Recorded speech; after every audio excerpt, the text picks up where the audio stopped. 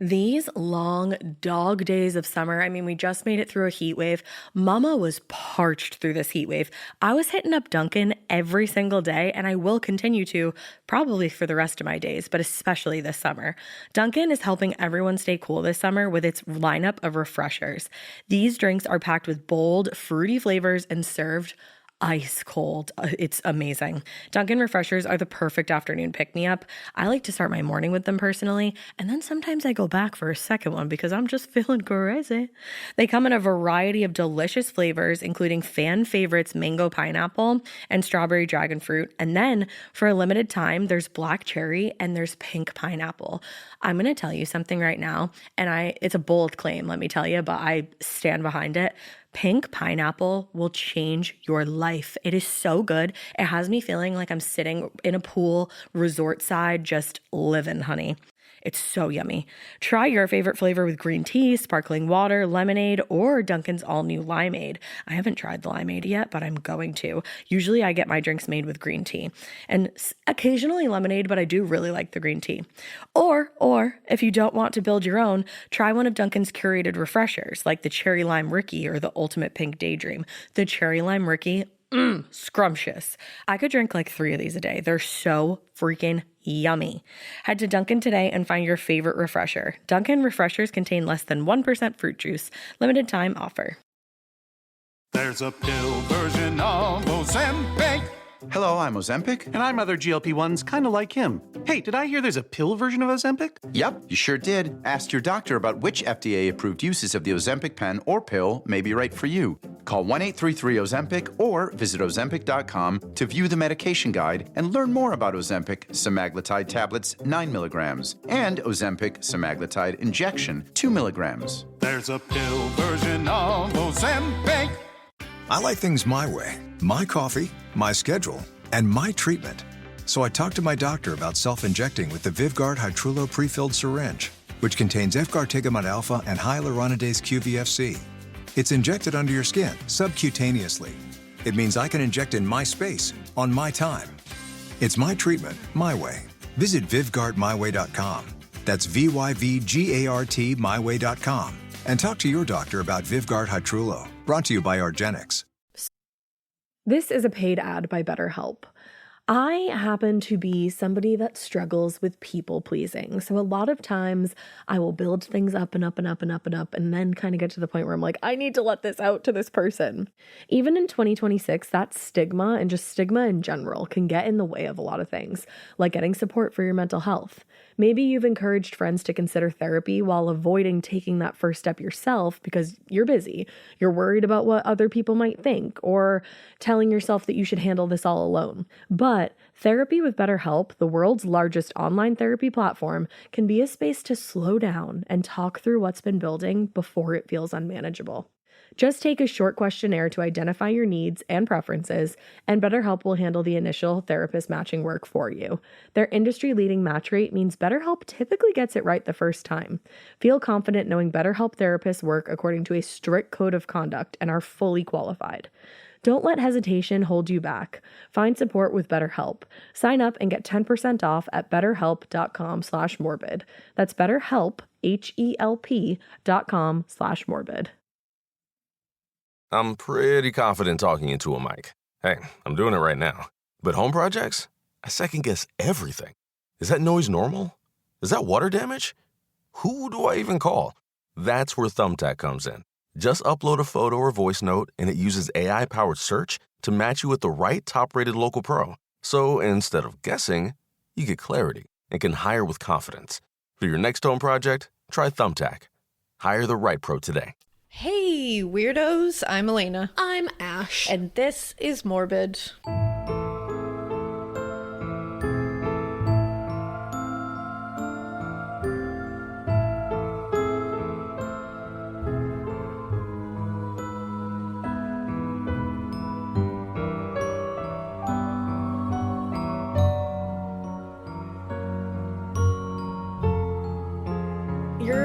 Alaina was like very cute. You were like, I'm Alaina. I'm Alaina. Is somebody on cloud 9 over there? I am. I'm just very happy. Why? I don't know if anybody can tell, but I've been like floating on a cloud. I won't take up too much of your time because I just keep shoving this down your throat and I don't want you to be like, shut the fuck up. No, everybody said, because I think you said last time, like, I'm going to keep shoving this down your throat, and everybody was like, please do. Okay, cool. I appreciate it. I won't take up too much of this episode, though, don't worry. If you are looking for a book to read come September 13th of this year, you can pre-order my book, The Butcher and the Wren, right now. You can do it at tinyurl.com/thebutcherandthewren. You should do it. It's awesome. It's got a serial killer. It's got a female medical examiner that's like kind of a badass. I gotta say, I love her. And it takes place in New Orleans in the Louisiana area and like the bayou, and it's like dirty and it's grimy. It's hot, and it takes place in like the woods where nobody should be. And get out of there. I think you'll dig it. I want you to read it because I wrote it with you guys in mind. So, yeah, go pre-order that book, everybody. There's going to be fun stuff up until September about the book, so get ready for it. Hit us with the link one more time. tinyurl.com/thebutcherandthewren. Do it. I love you so much. Got my signed copy this weekend. You did. And now I have gotten about 458 gajillion messages asking if there's a special way to get a signed copy. I think there is going to be some signed situations going on. We're just trying to, I can't say anything yet, but we're talking about things we're going to do up until September and beyond. Okay. So trust me, there will be ways, there will be things going on. I'm going to do as much as humanly possible to make it like a really cool experience for you guys because this is fun. I love that. And we have some cool ideas. Everybody's been asking about the audiobook. Hang tight. That's all I can say. A really cool I got an idea, but just hang tight because everything's in motion. So I love you guys. You rock. You rule. You never roll. Change. You do all of it. Hags. Have a great summer. Never change. In addition to this biatch being a whole ass author, we also have a whole ass virtual live event coming up this Thursday. We do, and this is really exciting. I'm excited for it. Okay. Are we saying location or no? We can say where it is, like with like the place.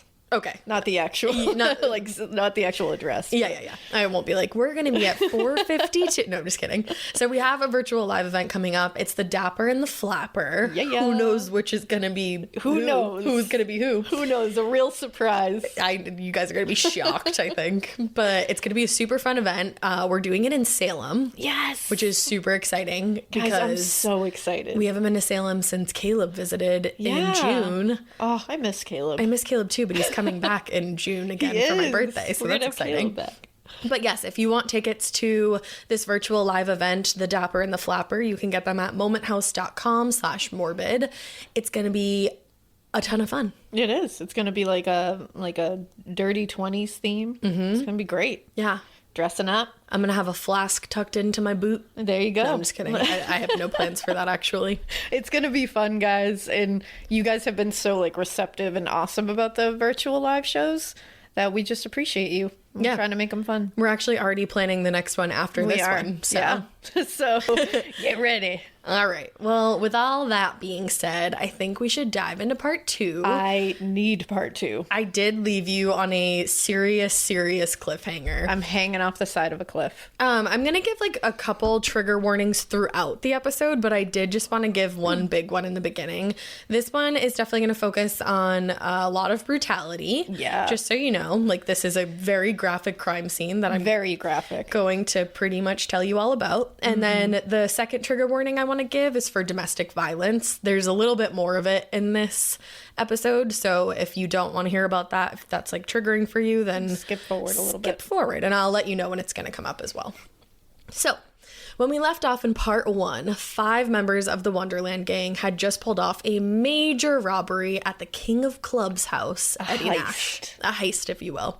They made a fool of him as they tied him up, shoved a gun into his mouth, and made him beg for his life while simultaneously stealing about $1 million worth of drugs, jewelry, and the guns that had led them to this whole situation in the first place. You just made a dude very angry. You made him real mad, and those guns were the antique ones that I mentioned in part 1. As quickly as it all started, it was over. And the fact that this literally happened on a Monday morning... That's really scary. So bananas. I don't like that at all. So creepy. But Eddie Nash was left to figure out what the fuck had just happened to him. Now, in part one, I definitely mentioned that the Wonderland gang were the kind of people you did not want to mess around with. But Eddie Nash was no different. He had connections all over the place. Some people believe that he actually held more power than the police. Oh, wow. And he's definitely got like police connections because he gets out of a lot of shit. Oh, it makes sense. And once he started to put the pieces together of what happened to him that Monday morning, he had his eyes dead set on vengeance. So no one's entirely sure how Eddie Nash put two and two together and realized that it was John Holmes and the Wonderland gang who did this to him. There's a couple of different stories. I've seen some sources say that Gregory Dials, who was Nash's bodyguard, was out one day, like right after everything happened, and he saw John Holmes wearing a pinky ring that belonged to Nash. Ooh. So he was like, obviously you must have been part of the robbery. How else would you get that? And then there were other sources that said Nash pretty much knew right away, most likely because John had come back to the house on more than one instance that day of the robbery. Oh, yeah. And for some reason, he must have been like trying to leave that entry point open. Yeah, he wasn't being very sly about it. He was not being pretty sly for a white guy. Now, either way, John Holmes was acting sus, and Nash was going to get to the bottom of it. Gregory Dials got a hold of John and brought him back to Eddie, and the rest of the account is actually confirmed by a man named Scott Thornton, who was most notably known as Liberace's partner. Wow. Yeah. That's pretty notable. Crazy. Liberace had actually become somewhat of an investor in Eddie's clubs, so that is why this guy Scott was at Eddie's place the night that Gregory Dials dragged a terrified-looking John Holmes into the house. Oh, no. He was there, Scott was, picking up their share of the club's earnings and also buying about a pound of coke for his personal use. Eek. Now, as soon as John Holmes entered the room, Eddie asked Scott to get up and go into the living room, and he said, "I'll be with you in just a moment, but you need to get out of here." Please leave. And Scott was like, "Aye, aye, Captain. I need you to have deniability." Exactly. Goodbye. So Scott stepped out, but he heard a wild fight ensue. He said there was definitely furniture being thrown around that room. Oh, damn. He heard yelling and screaming, and he could tell that John was getting the shit kicked out of him. Eddie was yelling about how he was going to teach these people a lesson and that they'd never steal from him again. But then Scott Thornton heard 4 words come out of Eddie Nash's mouth that would haunt him for the rest of his life. He said, "Kill everyone that's there." Ooh. Yeah. Now that was the night of July 1st, 1981, just about 48 hours after Eddie had been robbed. So this was like a bang, bang, boom. Oh, yeah. He's fully high on emotion right now. And a lot of other things. I was just going to say that. And drugs. And also all the drugs. Yeah. So that was about 48 hours after he had been robbed. And then Scott saw Gregory Dials and John Holmes head out. And then he was still there when they came back, and they were covered in blood when they came back. Yeah, I bet. So no one knows exactly what happened the rest of that night, but people have their ideas, and they're all pretty much confirmed. Now, the police were not called to Wonderland Avenue until about 4 p.m. on July 1st. There were people actually moving out of one of the homes next door because of all the ruckus that had been constantly going on at the 8763 Wonderland Ave. So the furniture movers were loading their truck up, and they heard moans coming from that house. And they also saw 3 men run out of the house, and one yelled back at them, "There's dead bodies inside." What? Casual. Very casual. Now, the person moaning inside sounded obviously like they were in pain, and it's kind of sounded like they were saying, "Help me," but it was like very muffled, and like they thought that's what they were saying. Imagine hearing that while moving. Just at like in the middle of the afternoon. Just the middle of the afternoon, you just hear pain and moaning from inside of a house. And somebody just ran out of the house saying there's dead bodies in there. So one of the movers headed over and jogged up the stairs to see what was going on. But as soon as he opened the door, he saw a scene that he would probably never get out of his head again as long as he lived. Nothing could prepare you for that scene. No. Knowing what I know about it, I cannot fathom walking into that unprepared. Oh, no. Because nothing would prepare you for it, but not even having a notion of what could be in there is... Whew. And we'll get into it in a second, but there were like people that like just walked in there and thought nothing of it. Crazy. Wow. So immediately, this furniture mover calls 911. And while the police made their way out to the scene, they had no idea what they were going to walk into. This crime scene goes down in true crime history. Yes. Especially because of the video. I like things my way. My coffee, my schedule, and my treatment. So I talked to my doctor about self-injecting with the VivGuard Hytrulo prefilled syringe, which contains efgartigimod alpha and hyaluronidase QVFC. It's injected under your skin, subcutaneously. It means I can inject in my space, on my time. It's my treatment, my way. Visit VivGuardMyWay.com. That's VYVGART myway.com. And talk to your doctor about VivGuard Hytrulo. Brought to you by Argenix. OmniWatch protects way more than just your passwords and logins. We protect what matters most. You, your family, and the life you live online. From scam alerts to dark web monitoring, OmniWatch has you covered around the clock. Real experts are just a call away. And with plans up to $4 million in identity theft insurance, you get total peace of mind. So whether you're Garden Gal 54 or Dad Bod 23, OmniWatch helps you browse, shop, and connect with confidence. Go to OmniWatch.com to get protected today. That was taken at the scene. And I found out in my research This is interesting. I told Alaina this before we started. The video actually later made its way into the trials, and it was actually the first time in California state history that a crime scene video was submitted and cleared as evidence. Yeah, that's wild. I didn't know that. Isn't that cool? I didn't know that. That's really cool.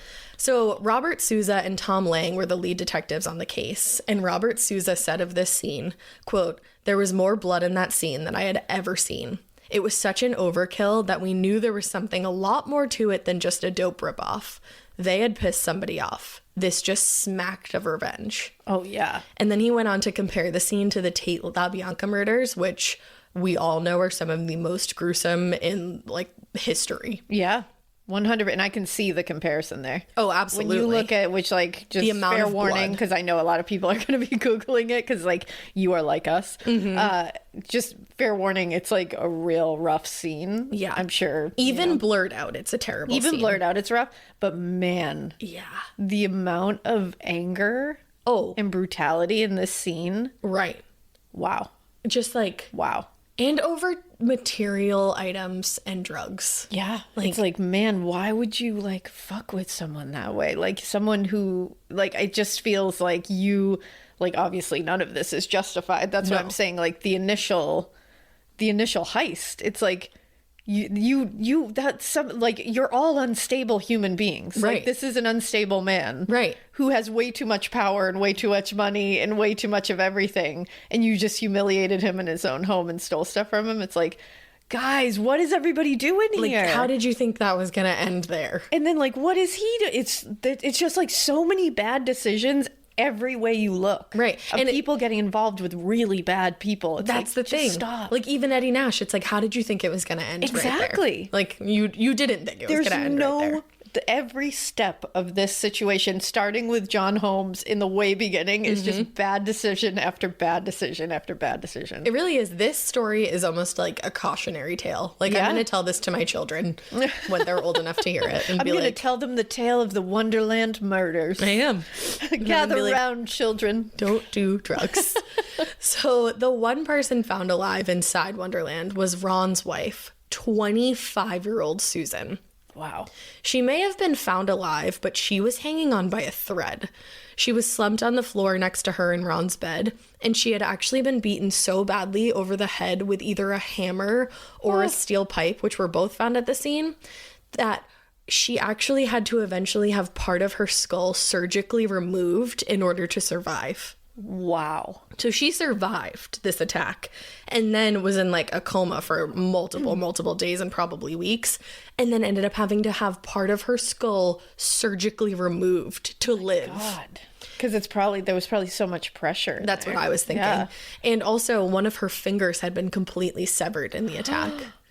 Yeah. So she was quickly rushed out of the home and brought to Cedars-Sinai. She suffered brain damage, and she really didn't have any recollection of the crime other than just seeing shadowy figures moving about. And at one point, she did remember hearing someone walk over her and just say, "She's going to die anyway." Because they could hear her moaning, and they were like, "You should get her again." And the guy was like, "No, it's fine. Like she's gonna die anyway. Like, look at her." Holy shit. Her husband, Ron, the leader of the gang, was found in the same room, just dead in his bed. He was beaten so aggressively that they were barely able to identify him. Wow. David Lynn's girlfriend, Barbara Butterfly Richardson, was just 22 years old, didn't have any criminal record whatsoever, and she was found bludgeoned next to the couch that she had been crashing on. She and David had been visiting for a few weeks, and he actually wasn't even home when this all went down. Wow. He was with a sex worker in a motel room doing drugs. Okay. While this happened. All right. Now, Joy Miller and her boyfriend Billy DeVerrell were found in their bedroom, also bludgeoned to death. Joy was in bed, and investigators found a bloody hammer wrapped up in the sheets. This was one of a few bloody weapons. Is always oh my God. For some reason, it's the hammer. Because it's used for it's construction. It's a household item that it's something about a hammer just to me is so brutal. Oh my God. I know. Beyond. Oh, and it's also this might sound weird, but it's shorter too, which makes it feel more personal. And you have to get so close to the person, and it has to be this very personal thing. Yeah, and just to be able to do that to somebody is unreal. Yeah. Oh, yeah. But that was one of a few bloody weapons found in the room. And Joy was beaten so badly that all the sources I read said that from in between her eyebrows to the back of her head was flat when they found her. She had been beaten that badly. Wow. Yeah. Now, Billy was at the foot of the bed, leaned against a TV stand, and on the floor in front of him were actually several bloody metal pipes. Wow. And it was clear that he had actually put up a fight against whoever had attacked him. The entire upper half of his body was just drenched in blood, and his hands actually showed defensive wounds. It seemed like he was the main one who had tried to fight off the attackers. Yeah. And I guess you could assume most likely that Joy and him were the last ones attacked because he had time to get up and kind of realize what was going on. Try to fight back. Right, because when this happened, it was the early morning hours, probably around 3 a.m.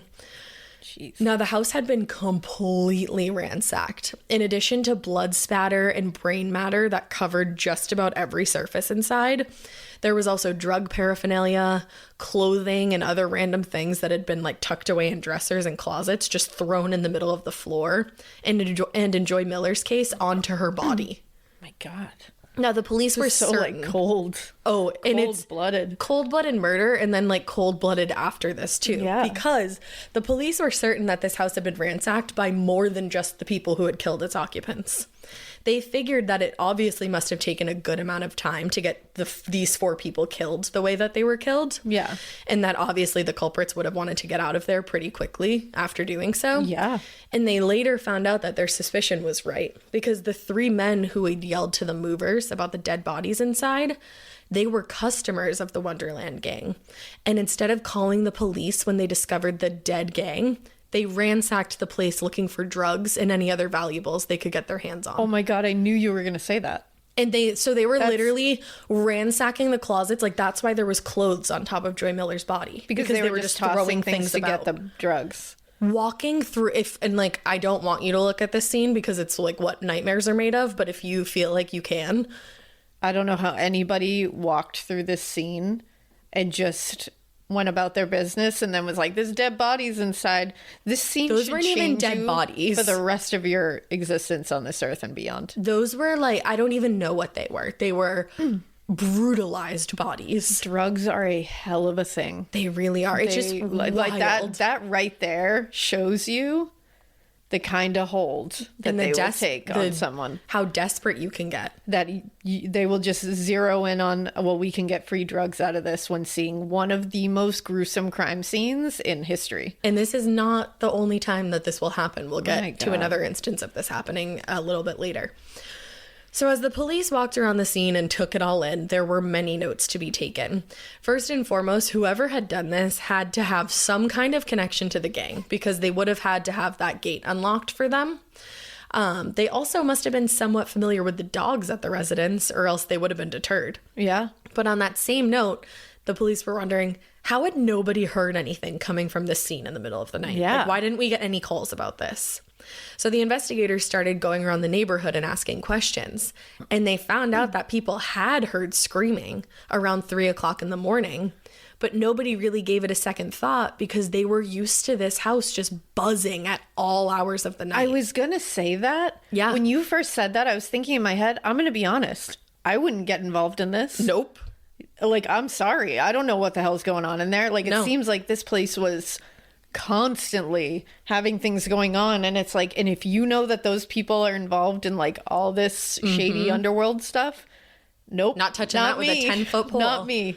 Sorry. And it's like, they didn't know that their neighbors were being brutalized. They may have assumed even that their neighbors were doing this to somebody else. Well, that's the thing. It's like you gotta weigh your risk thing here. Exactly. And to me, that sounds like a scary thing, especially I'm sure there have been times where people have fucked up a drug deal there and gotten the shit kicked out of them or something. They've probably heard these things before. John Holmes was one of those Exactly. people. And they didn't think that this was any different. Like somebody's being brutally murdered in there. They were probably just like, yep, that's what happens Somebody over there. probably fucked up a drug deal. Yeah. Right. It's scary and it's so sad. Like, it's so sad that this is the way that these people were living. But Right. It is sad. unfortunately, I can understand why the neighbors kind of kept their distance here. I do too in this situation. One neighbor actually said, and it just kind of explained it and like laid it out for you. He said there was a lot of traffic all day, all night. Everything from Volkswagens to a Rolls Royce Silver Shadow. They threw bags of dope off the balcony. There was shouting, laughing, rock and roll 24 hours a day. Oh God. So they were awful. I know. And even the neighbors, like the movers who heard Susan in the beginning, I said Susan in the beginning, like they were moving out of their house because of the Wonderland the house. craziness. Right. Yeah. So and if you've ever had shitty neighbors, like, you know, Exactly. that when shit goes down, usually you're like, well, that's how they are. Exactly. So all this screaming and commotion was going on inside the Wonderland house, and the neighbors just thought it was another night over there. Yeah. So that meant that Susan had been laying on the floor, clinging to life for at least 12 hours. Wow. The fact that that woman is still alive is fucking bonkers. 12 hours she was lying there. With her skull caved in. How did she not bleed out? That's I have no idea. outrageous. I have no idea. That's outrageous. She was even like throwing up blood at one point. Oh, yeah, I'm sure. I have no idea how she survived. Jeez. So, while the investigators did their due diligence, John Holmes was sleeping in a motel room next to Dawn, who suspected that something was up with him. Yeah. He kept yelling out in his sleep, something about blood and a lot of it. Oh. And he had come back to the motel that night after being gone for a long time. She didn't know it yet, but he had been to Sharon's place, his wife there. He showed up to Sharon's early on the morning of July 2nd, and she said he looked like something out of a movie. His clothing was torn, and he was covered in blood head to toe. He looked like that he was just like somewhere else entirely in his mind, like he had this blank face, and she was like, what the fuck happened to you? Like, what? I'm anxious for her. Like, I feel physical symptoms of anxiety for her. Oh my God, I know. I'm like, that shows up at your door in like the early hours of the morning, and I'd be like, I'm sorry, no, like, no, we're not together anymore, and this is exactly why. Not my situation. But again, she is a ride or die bitch. She truly is. And I think she just cared so much for the person that she had fell in love with. Wow, that's and somehow maybe she just saw like a piece of him in there somewhere. Because I mean, that's the thing. It's like, I can say all I want. Like, I'd be like, bye, but you don't know until you're in that situation. You don't know when you care about someone, right? Like, it changes everything. I can't imagine Drew showing up in like years on my doorstep looking like this. Nope, I can't either. But I also don't know that I would turn him away. Yeah, that's the thing. I love him. I'll love him. I love him.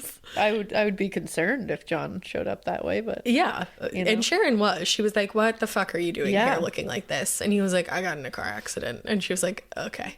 She's like, wow, you might be dying though. Yeah. That's a lot of blood. Exactly. Well, so he said that he was in a car accident and he asked her if he could take a bath at her house.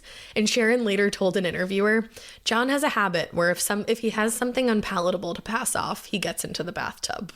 I mean, I guess that's like a common thread that runs through all of us. I know. I was like, I hate that I have something in common with John Holmes. Yeah, that's not great. But like, but bad shit, take a tub. Yeah, take a tub. Tubby, you know? Take a tubby. John Holmes needed a tubby. He needed a tubby. So she was used to his antics by this point too. So she went to the bathroom and she started drawing the bath, but something about his story did not add up. She was a fucking nurse. Yeah, she's like, you don't have wounds. Well, so that exactly. that's a big red flag to me. She had treated plenty of people who had been in car accidents. They usually had cuts, abrasions, bruises, a scratch at the very least. John didn't have any of that. No, he just had blood. He was simply covered in blood. And Sharon started to worry that it was not his own blood. Yeah. Because she was like, it doesn't have a source. So. Yeah, there's no source for this, so whose the blood source is is this? out there somewhere. Yeah. Now, as she got him into the bath, she was like, you need to tell me the truth. Because I'm going to drown you if you don't. And for one reason or another, he broke down and told her almost everything. Wow. He didn't name names, but he basically told her exactly what happened. And she didn't know what to do, and she wouldn't speak about the night again until long after John Holmes was dead. Wow, Sharon. Yeah. Is his story like We'll get to it. play-by-play of what happened? No, not really. Or it's just kind of like an overview? Very much an overview. Okay. And we'll get to it. Okay. But I gotta set my scene. You're setting the scene. So back at the motel, setting the scene, Dawn was lying next to John, which also John is just like funny, trying to distract herself from his sleep screaming. And as she's trying to do so, she's just watching TV and she flicks to the news. And as John wakes up, the two of them sat there silently as the story about the Wonderland murders flashed across the TV. Uh-oh. Now, Dawn knew this house as soon as they showed it on the screen. She was like, I know that house. Like, I've sat outside of that house for hours and hours upon hours. Yeah, you big turd. So she looked over at John and she said he turned the palest shade of pale a person could turn. Like, she watched the color just ooze from his Drain face. out of his face. She was too afraid to ask him anything too specific, though, because remember, he beats her regularly. So instead of this, she mentioned his sleep screaming about the blood. She was like, you were having a nightmare. Like, are you okay, sweetums? We were talking about blood. And he just brushed her off, and he said he had a bloody nose earlier that week, and that was probably why. Yeah. Now, about a week that makes a lot of later, sense. Dawn would find out the truth. During their investigation, the police learned that one Eddie Nash had been robbed just days before the Wonderland gang was taken out. Uh-oh. Now, their source was unexpected, but turned out to have pretty much all the information that they needed to get this case moving. They became connected to one David Lind through a call-in tip by a man named Howard Cook. Howard Cook called in a couple days after the murders, and he said he was with somebody who had valuable information and that they were actually at the crime scene right now. Oh. Yeah. Okay. So the cops were like, park it there. We'll be there in a sec. Now, as they arrived, Howard was outside on Wonderland Ave, and he said the person he had promised had good information was actually inside upstairs. And he was like, I told him not to go up there, so like, please don't loop me into this, but he did go up there. So a few cops, including lead detectives Robert Souza and Tom Lang, headed back into the crime scene and found David Lind on all fours, just scooping up various pills that had been left strewn on the floor. What the fuck? Yeah. Drugs, man. This is like... I like things my way. My coffee, my schedule, and my treatment. So I talked to my doctor about self-injecting with the VivGuard Hytrulo pre-filled syringe, which contains efgartigimod alpha and hyaluronidase QVFC. It's injected under your skin, subcutaneously. It means I can inject in my space, on my time. It's my treatment, my way. Visit VivGuardMyWay.com. That's VYVGART myway.com. And talk to your doctor about VivGuard Hytrulo. Brought to you by Argenix. Wild. Make This you is a do case study. crazy shit. He was quickly placed under arrest because he had just invaded a fucking crime scene. A brutal crime scene. At that. And God. on his way down to the station, he explained why he was there in the first place. Now, this is really sad, but also, like, I don't want to feel bad for this man, and I don't really. But so he explained the reason why he was there in the first place. The murders had been all over the news, but the names of the victims hadn't been released yet. So people knew that one person survived, but they didn't know who. Now, David was convinced that his girlfriend Barbara must have been the woman who survived the attack because she, quote, never did anything to deserve this. which she didn't. No. But that sentence alone let investigators know that their original hunch was right. These murders were revenge-based. Yeah. If Barbara hadn't done anything to deserve this, did that mean that everybody else had? Yeah. So like, David why'd you say Lind, that? right, like what does that mean? So David Lind, tough guy, biker, member of the Aryan Brotherhood, and man with a rap sheet multiple pages long. Yeah, I don't feel bad for that motherfucker. No, not at all. And it's like, oh, I'm sorry, you were looking for your girlfriend? Well, and it's like you brought Like, her into this situation in the first place. Exactly. Like, and fuck it's you. like, and then you went and like scooped up pills at the crime scene. Like, Yeah. wow, you must have been very devastated. Yeah, and you were like basically like cheating on So her torn while up this about happened. it. So Yeah. But he was beside himself at the loss of Barbara, and the detectives knew that they were going to have to play on his emotions to get where they needed. Yeah. So they did, and he spilled. He explained the entire story about robbing Eddie Nash and then named a few names that the detectives hadn't heard quite yet. Tracy McCourt, who had driven the car, and John Holmes, who had laid out the entire Eddie Nash house for the gang. Now, David told all the detectives that Tracy and John were pissed about their cut of the loot being so much smaller than everybody else's. Because John Holmes got a cut of what they took from Eddie Nash's house. Wow. His brother, Eddie Nash. Wow. And he was pissed because I think he only ended up getting about like $2,000 or something like that. And David also explained that Ron had wanted to kill Eddie Nash. Remember in the beginning, we were like, why did they leave them alive? Like, it just doesn't really make a lot of sense. No. So Ron had wanted to kill Eddie Nash, Gregory Diles, and actually a woman who had been staying at Eddie's. But that it was himself, David Lind, and Billy who urged him not to. Because this was just one robbery that they'd committed recently. They had been going on a string of robberies before this. And David himself and Billy there felt like escalating to murder would just get the cops heavier on their cases. So they were like, no, don't do that. But that's our answer. There you go. Yeah, because that was very confusing to me. Me too. Because I was like, this is like really going far and like humiliating him in the process, making sure it was like the most like fucked up situation. Right. Making sure he felt like the tiniest person ever. And then you just leave him like stewing. And you know who he angry, is. And you know who he is. He controls half of the downtown. Yeah, that just didn't make sense to me at first. I was like, what the fuck kind of move is that? But then again, the entire move is an idiotic move. So it's like nothing in this logic case has makes no sense. place here. No. But so he told them all of that, and the cops figured that they were going to have to keep him in their good graces because not only was he a valuable source, but he was somebody who would probably be good to bring to trial if the time came. imagine having to rely on a man from the Aryan Brotherhood. No, I for will this. not. That would be such a compromising. And like, having to be like nice to him because having to completely turn off every bit of your natural instinct inside your body. That's the thing, because I meant to mention this in the beginning, actually. For the second part of this, I ended up finding a book that was a fucking treasure trove of information written by the two lead detectives on the case. Oh, yeah. It's called Malice in Wonderland. I'm going to link it in the show notes. I want to read that. But they describe, you should read it. It's really good. You would love it. And they have like all these notes and stuff. It's like really interesting. But they were explaining this whole scene of like getting David Lind into the interviewing room and everything. And he still had all those pills in his pockets. So, and he was like on one when they got him. And he started just like ripping them out of his pockets and naming what each one was and just like popping them. So they were like trying to get information out of him. So they were letting him do that because they were like, as soon as we stop him, our information is done. Yeah. But then he started getting more and more incoherent. Of course. So they were like, we got to let him go, but we can't let him go. Yeah. So it was this big thing. So they did eventually let him go. He was free to go. But they told him he needed to stay in town and that if they needed to reach him, they wanted to be able to do so in one phone call. Like one ring. Like, I don't want to have to fucking chase you.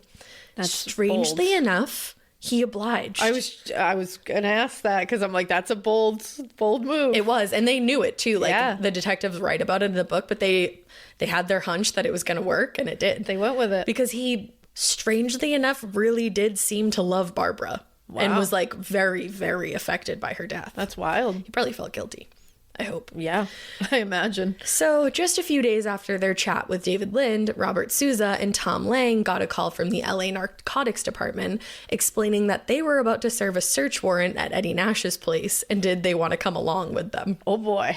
So they recently had an informant over to Eddie's place to buy some coke, and that gave them their in. Now, the warrant was served on July 10th, and the cops walked out with a similar loot to the one that the Wonderland crew had walked out with just a week earlier. There was about $1 million in cocaine seized, as well as some of the jewelry and some guns stolen from Nash, now back in his possession. Well, in the cops' possession, but you get what I'm saying. But you get it. Now, that same day, so Eddie Nash gets arrested right then and there. He ended up serving 4 years in prison. But that same day, the cops tracked down John Holmes and arrested him and Don at the motel they were staying at. Now, for security purposes, they set John, Don, and Sharon, who ended up joining them at some point, up at the Bonaventure Hotel, and they start talking to John. But pretty quickly, the team who was in charge of making sure this was a secure location, because they wanted to keep their star witness safe, they decided the hotel that they were at was not secure enough. So they actually had the trio moved over to the presidential suite of the Biltmore Hotel. The presidential suite of the Biltmore Hotel. And the Biltmore Hotel is such a iconic place. It's actually interesting in the book that I just mentioned, Malice in Wonderland. So the two detectives actually had a connection with like an old security guard that worked at the Biltmore, and that's how they got this room. Wow. But one of the detectives had worked on a case in the years past where the room directly underneath the presidential suite had like this crazy like crime story associated with it. I don't want to go too far into it because we'll get off the rails, but just the Biltmore is like a real rich with true crime history. Yeah, it truly is. But so yeah, they had them moved over there, and John was happy because he thought the previous room was too small. Oh, okay. It's all about your comfort, Johnny boy. All about John Holmes and his comfort level. I literally cannot. Johnny Wad over there. I can't. Disgusting. Gross. I accidentally saw his penis in the second part of my research. Yeah. I was just looking for sources that I hadn't looked at yet, and I pulled one up and it was literally like habunga. Oh. And I was I was like, that's not for me. That's not for me.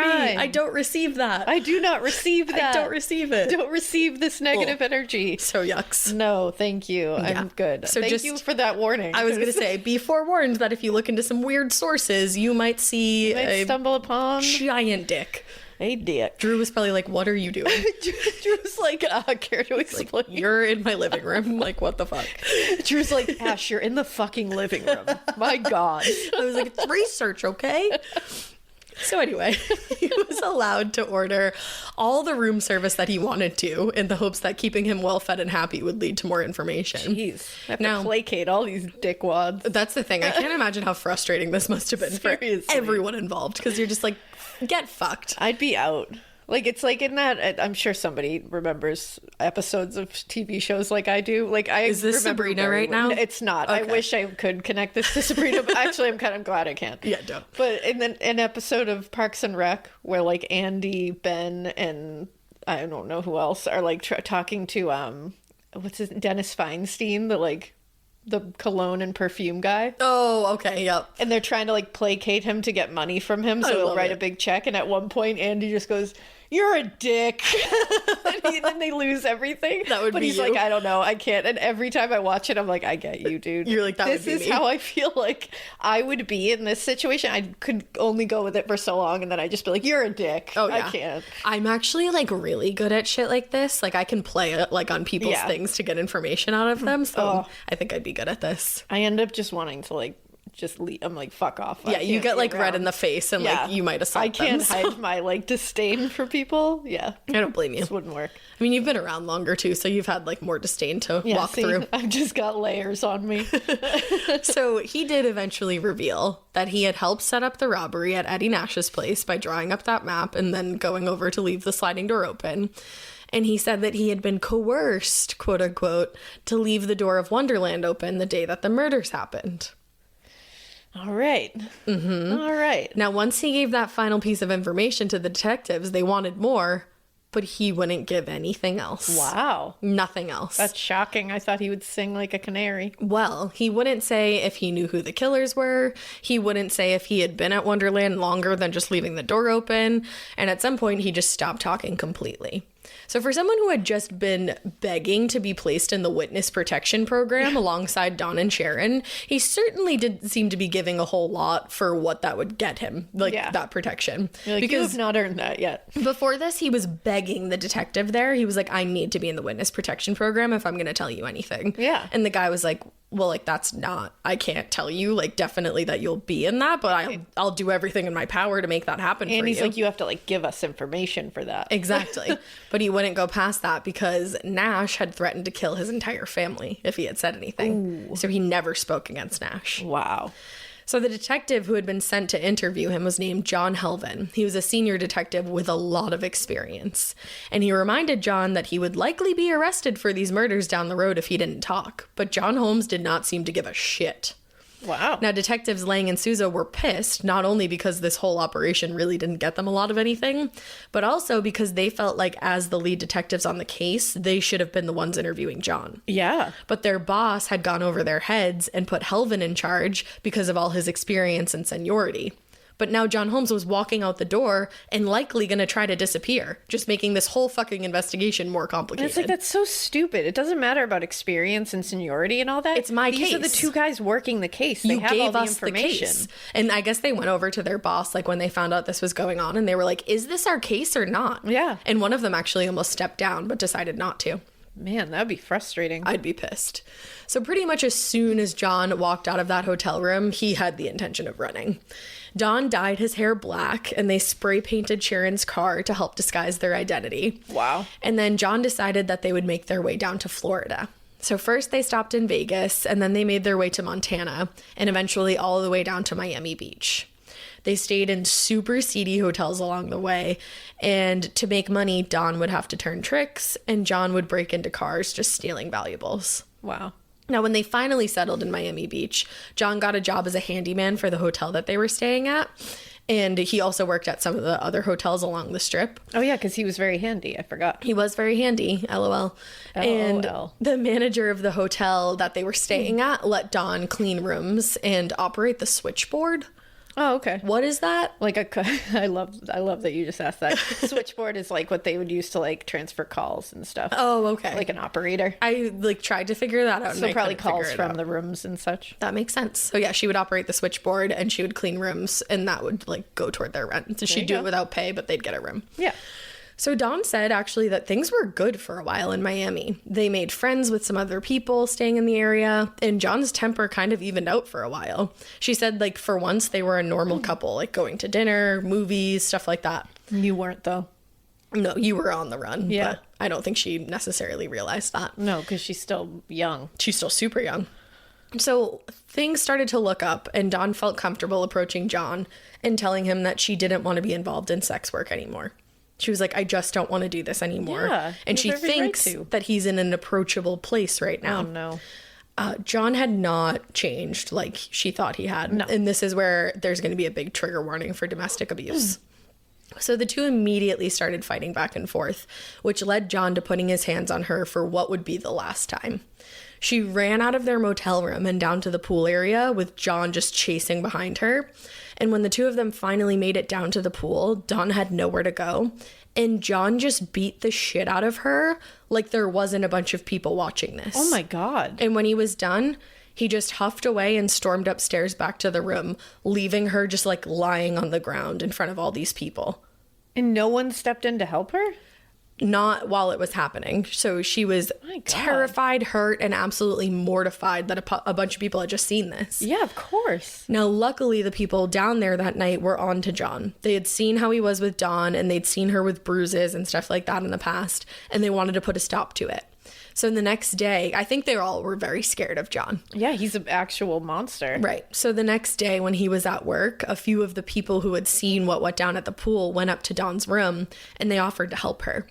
There were two women who offered her a job. They were a mom and daughter, and the daughter had just moved into a house and gotten a new job for herself, and she needed somebody to look after her kids because she had new hours. And she knew that Dawn had helped out babysitting some of the kids at the hotel in the past, so she offered her not only the job, but she also said, you can live in my house. Wow. Like, while this is all happening. And for this woman to do that, to step in, that's really like risky and brave. Exactly. Absolutely. And just like, what a guardian angel for her to have in that moment. So Dawn accepted immediately. She packed her shit and she got out of there. Good. She got out Good of there. for you, Dawn. I was so proud of her. Good for you. So that was in the beginning of December. They had gone on the run in like early July. So she had gone through months and months. I mean, that's like me wrapping it up very quickly. Yeah. But that was at least, what, is that 5 months of just abuse. Bullshit, abuse, horrific nightmares. Fuck John Holmes. So Detectives Lang and Sousa had been working their case against Eddie Nash and John Holmes tirelessly ever since John had walked out of that hotel room in the beginning of July. Now, for the past 5 months, they were doing their best to dig up any information they could on him. So tips started coming in, and from time to time they were helpful, and other times they were just completely useless. Now, they had visited with Sharon a couple times within that span, and she confirmed that John was probably traveling with Dawn. So the detectives figured out a way to get in touch with Dawn's family to see if they had heard from her. Now, during their time on the run, John and Dawn had actually seen her family very briefly. But what was helpful is that she would call from time to time, and they were finally able to trace some of those calls back to the Miami area. They weren't, I don't know if it was like payphones or something like that, but they couldn't trace an exact location. They just knew they were in that greater area. Okay. Now, what was incredibly helpful was that Dawn's youngest brother was actually willing to help the police out and participate in tracking Dawn down because they had like a super close relationship, and the detectives were like, we need to get her away from this man because not only is he incredibly dangerous, but there are incredibly dangerous people looking for him. Exactly. Like, she's just going to be wrapped up in this. She's going to be collateral damage here. I think that's the exact word that they used in one of the things that I watched. Truly. So the brother flew out to Miami and got to work trying to find his sister. And when he finally did get a hold of her, he asked her just like, do you want to go for a drive? Like, meet with me and let's go for a drive and just catch up. So he picks her up, she agrees, but she realizes pretty quickly that they're being followed by the cops because the cops are trailing behind them this whole time. Oh boy. Now, her brother admitted to her that he had helped the cops to get her here, but he explained that she needed to help them or John was going to end up dead. And if she did stay with him, she was also going to end up dead.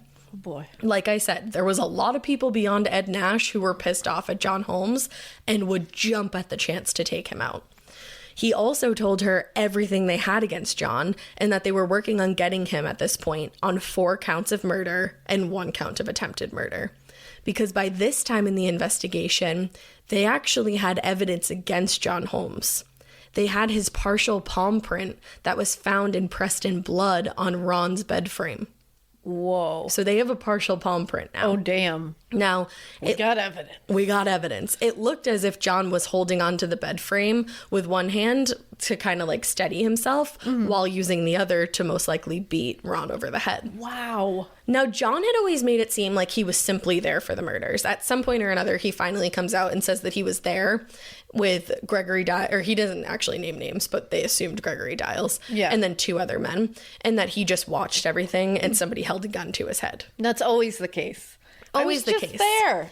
Now, I didn't actually participate. Yeah. I have my own little theory that I don't know if he participated in most of the murders, but I know that when it came time to take Ron out, John definitely joined in because Ron hated John and took every opportunity to make it known that he did. He would hit him. He had abused him. Like, he fucking hated this guy.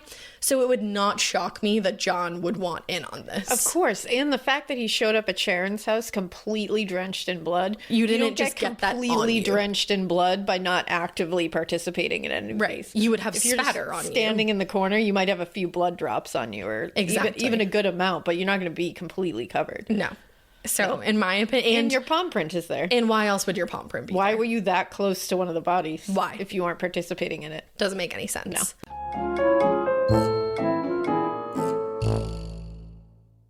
So Dawn had a choice to make now. She was scared, but she knew the right thing to do was to tell the cops where John was. It was the right thing to do for countless reasons, and not only so that justice could be served, but in her mind, so that John didn't end up killed, because again, here's a woman who kind of still loves him in a way, you know? It's one of those unfortunate things. She was groomed for most of her that's the other thing. Teenage years. She was groomed at a very young age, so it's like her mind is just completely melded into what he wants it to be. Right, because she was not only groomed at a young age, but pulled into such a dark life. Yeah, and pulled from a tough life. So it's like she was really in a spot that she was vulnerable, she was young.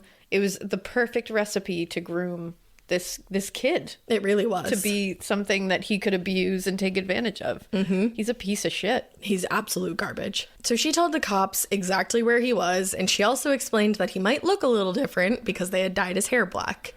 And I think they had the car, like, put in a garage somewhere or something like that, and she also explained that. Not super important, so. But when the cops showed up to his room, John, being the fucking asshole smartass that he was, looked at them and asked, "What took you so long?"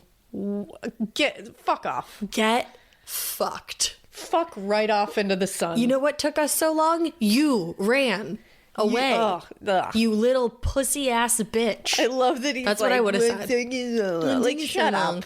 Well, in the book that I was reading, Malice in Wonderland, they were saying that he probably assumed that he was going to get the same treatment that he had before. Yeah. So he was like kind of like, so he's like, okay. Like, fuck you. And then when he realized that he was actually going to jail and he was being arrested on 4 counts of murder and one count of attempted murder, he wasn't super excited anymore. Changed. That big dick energy went away real fast. Yeah, exactly. Yeah. Ew. So he was arrested immediately, like I said, on 4 counts of murder and 1 count of attempted murder, and extradited back to California where he was to stand trial. Bye, bitch. Bye, you would think. So the trial began in March of 1982, with the prosecution focusing heavily on the fact that John was dissatisfied with his cut from the Eddie Nash robbery, and the fact that he was the one to open the door in not only the Eddie Nash robbery, but also for whoever had gone in with him that night to Wonderland. Yeah. Now, without John Holmes to open the door, they said these murders may have never happened. It's true, because they wouldn't let anybody up. Right, exactly. Not that night, at least. Now, the biggest piece of evidence that they had, like I said, was that partial palm print that belonged to John and was found on Ron's bed. But the defense argued that John Holmes was simply another victim of Eddie Nash's, and that he'd been forced by Eddie Nash and his accomplices to leave the door open. John Holmes isn't a victim. Get out of here. He certainly is not. John refused to testify because he knew what it would entail speaking about Eddie Nash, which he was terrified to do because, I think I said earlier, Eddie Nash had threatened to kill John's entire family after the robbery and actually started naming out where different family members lived. Oof. He was like, your mom, she's here, right? Your dad, oh yeah, he lives there. Oh, your that's sister, terrifying. like, Hate it. I can somewhat understand why he didn't want to testify, Yeah. but you're still a piece of shit. And John knew Eddie Nash was going to make good on his promises. Yeah. For some reason, Eddie Nash wasn't called in to testify. That's which is wild. weird, but he actually showed up one day and sat in the back of the courtroom. Oh, damn. Just to be like an imposing figure. Yeah. But since John Holmes refused to testify, the jury really didn't have a super clear sense of this case. Like, they didn't quite understand what had happened. Well, there's a lot of moving pieces. There's a lot of moving pieces and a lot of people not around to really say what happened. Yeah. So John Holmes ended up being acquitted on all charges in June of 1982. Wow. He did have to serve 110 days in jail for contempt because he refused to testify. But strangely enough, the trial ended up leading John getting back into the porn industry. Okay. Yeah. Wild that facing murder charges would rekindle somebody's celebrity status, but it did. After, like, in public, you know, abusing your girlfriend. Yeah. Your underage girlfriend. Yeah. You can just go back to your super great life. Cool. Yeah. So John's good friend and actually very famous porn producer, Bill Emerson, set up a production company and had John listed as an executive. Oh, get the fuck out. And they started raking in like serious money again. Awesome. John at that point kind of seemed to be somewhat drug free and was quote unquote halfway reliable. Halfway reliable. That's what you always want out of somebody. That's what you want out of somebody listed as an executive in your company. Everybody wants to be described as halfway reliable. Yeah, put that on your next resume and see how that goes. Sure. But eventually, obviously, he turned back to drugs. And according to Bill Emerson, he stole about $250,000 from the company. My God. He can't stop, won't stop. Can't stop, won't stop. But now he's going to stop.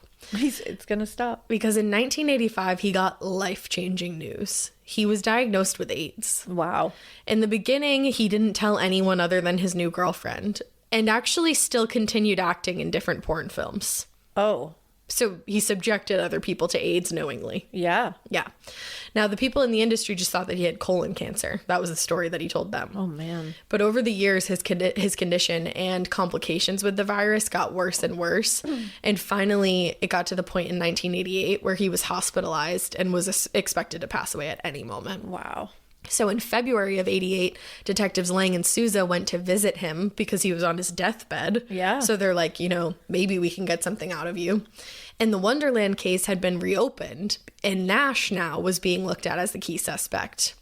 So they hoped that since John, again, was on death's doorstep. I like things my way. My coffee, my schedule, and my treatment. So I talked to my doctor about self-injecting with the VivGuard Hytrulo prefilled syringe, which contains efgartigimod alpha and hyaluronidase QVFC. It's injected under your skin, subcutaneously. It means I can inject in my space, on my time. It's my treatment, my way. Visit VivGuardMyWay.com. That's VYVGART MyWay.com. And talk to your doctor about VivGuard Hytrulo, brought to you by Argenix. And probably not so worried about what Nash could do to him now, he might say something. But unfortunately, John wasn't in any state to give up information. He was laying in the hospital bed, half conscious, and nothing he said was coherent. Oh, shit. Yeah. He died just a month later on March 13th, 1988, taking almost everything he knew about July 1st, 1981 with him to the grave. Fuck. Yeah. Now, part of the reason why the Wonderland case had reopened was because of somebody that I mentioned in the beginning of this episode, Scott Thornton. He was the one who was with Liberace. Oh, okay. Now, Scott Thornton at this time had recently been arrested on burglary charges, and he was working on a plea deal with the police. If he would testify against Eddie Nash, he would end up with a reduced sentence, which he was fully willing to do. So, in 1988, Eddie Nash was arrested along with his bodyguard, Gregory Diles, on the same 4 counts of murder and 1 count of attempted murder that John Holmes had faced about 6 years earlier. Now, not only had Scott Thornton told authorities what he'd seen on the night of July 1st, 1981, but other people came forward and talked about their experiences that they'd had with Gregory Diles in the past. Now, some people who had been kicked out of Nash's clubs said that Gregory Diles actually got violent with them once they were kicked out. Oh, damn. And on more than one occasion and more than one person reported that they were hit with what they described as a billy club. Ooh. So years before he got arrested for these murders and people started talking about this, he actually went to prison because he was pulled over with that billy club, which turned out to be a metal pipe. Oh, I knew it. A metal pipe, and I guess it had like a bicycle handle fashion lead pipe to one end. Yeah. Damn. So he served time for possession of a deadly weapon. Could that have been the same weapon that killed 4 people on Wonderland Avenue? Probably. Wow. But the world may never know, because their first trial for the murders ended with a hung jury, 11-1. Are you kidding me? Do you want to know why one person couldn't decide whether or not he was guilty? Do I? There was one juror who just wouldn't go along with the decision that the rest had come to, and they definitely would have gotten like life in prison for these murders. Yeah. In later years, the authorities learned that Eddie Nash had bribed one juror with $50,000. Are you kidding me? So he and Greg ended up getting retried, but were acquitted. Wow. Can you believe this? Wow. Tomfoolery. This is exactly tomfoolery. This is tomfoolery. Truly. So over the years, Eddie Nash was in and out of jail on different charges. Like I said, right after the murders, the police raided his house and he went to jail or to prison for 4 years. Yeah. But that was not enough to the police, the FBI, anybody involved in this case since the beginning. They were chomping at the bit to get Eddie Nash behind bars for these murders. Yeah. But since he was acquitted, they were going to have to take a different angle because double jeopardy. You know. So he was Ashley arrested again. Ashley Judd. You know, I'm named after her. Yeah. He was arrested again in 2000 on about 16 different federal racketeering charges, which included running a drug trafficking ring, bribing a juror in his original case, money laundering, and finally, conspiracy to carry out the Wonderland murders. Oh, we're getting sly We're here. getting crafty with it. Ooh. Now, by this point, Eddie was in his 70s and his health was failing. Gregory Diles actually had passed away in 97 from liver failure. Damn. So Eddie was on his own for this one. Now, he took a plea deal. and he pleaded guilty to all the charges. But when it came to the Wonderland murders, he said he had simply organized a robbery to get his things back from Wonderland. He said, I recognize the violence during said robbery may have led to murder, but it was not my intention or my plan to have the people there murdered that night. I do not for 1 second believe that. Not for 1 millisecond do I believe that you were not going to murder these people. I believe Scott Thornton, who was probably shitting a brick while he was sitting there listening to you say, like, he also went on and said, like, bring me their eyeballs. Whoa. Like, he wanted these people brutalized. Yeah. Of course, he was pissed. He was it pissed. was clear that he was pissed. He had been made a fool no way of. this guy was going to have them just take back his shit. No. No. Not at all. That's not at all what was happening. And I love that he's like, maybe some people were murdered. Maybe. I don't know. It's like, you know what you do. It's possible. It happened. Yeah. That happened. There were other people connected to Eddie Nash that would turn up dead mysteriously, and he'd be like, I don't know what happened there. I don't know. Maybe someone died. Literally right after the murders, a man died in his house. Oh. And when the police got there, it like looked like it was an overdose, but they were like, it very clearly looked like an overdose because somebody wanted it to look that way, but there was no way for us to prove that. So we kind of just had to let it be ruled an overdose. Just go with it.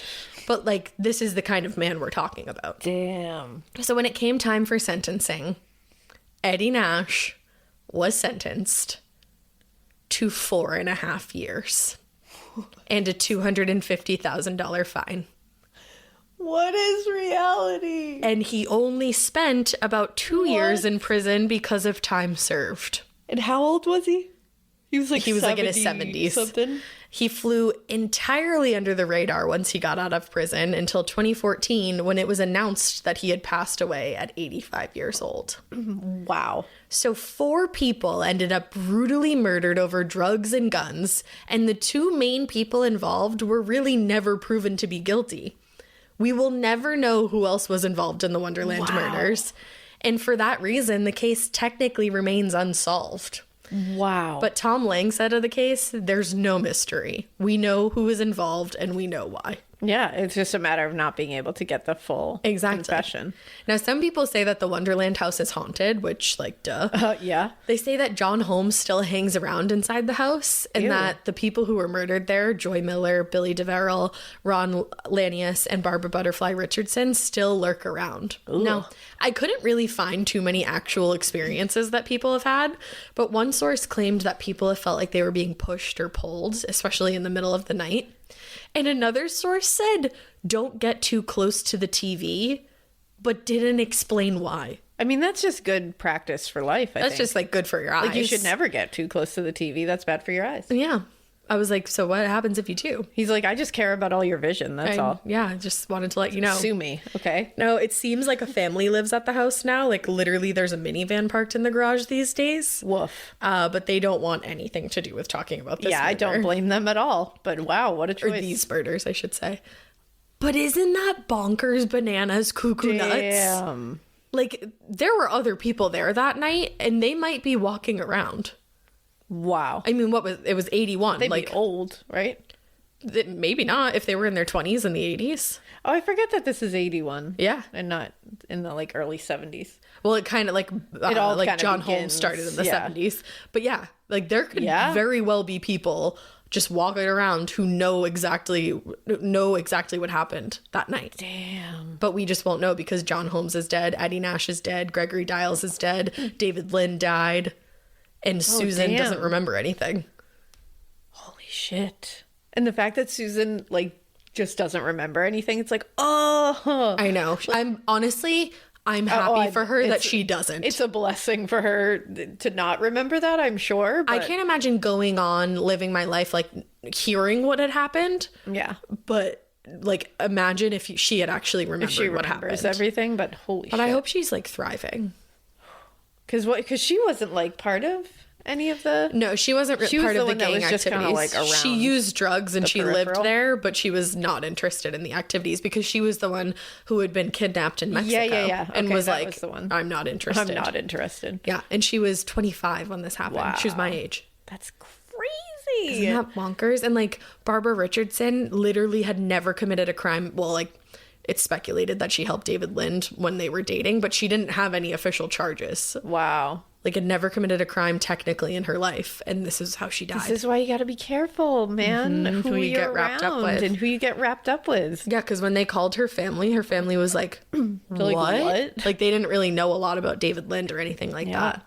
It's like bad So people, sad. man. They bring bad stuff. 22 years Just old. be real careful about who you associate with, because it Definitely. it can affect you.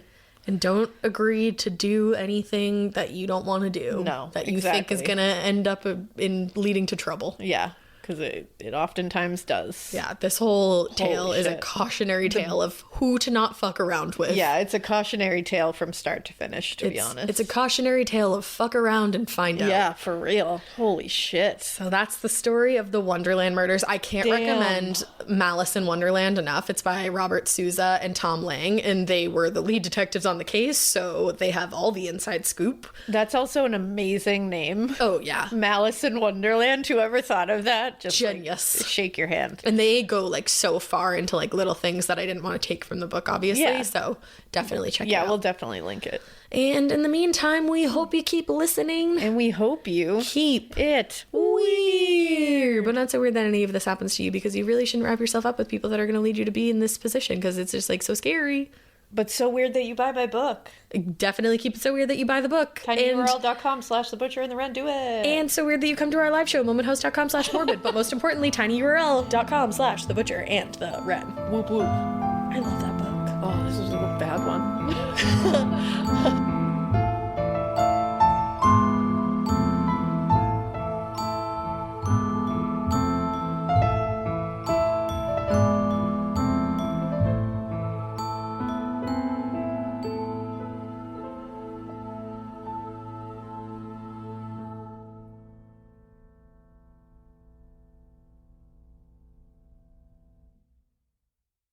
I like things my way. My coffee, my schedule, and my treatment. So I talked to my doctor about self-injecting with the VivGuard Hytrulo prefilled syringe, which contains efgartigimod alpha and hyaluronidase QVFC. It's injected under your skin, subcutaneously. It means I can inject in my space, on my time. It's my treatment, my way. Visit VivGuardMyWay.com. That's VYVGART myway.com.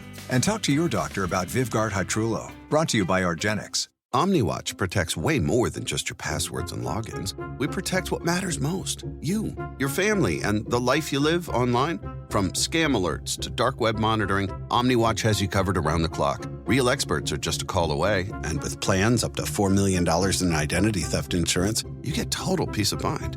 So whether you're Garden Gal 54 or Dad Bod 23, OmniWatch helps you browse, shop, and connect with confidence. Go to OmniWatch.com to get protected today.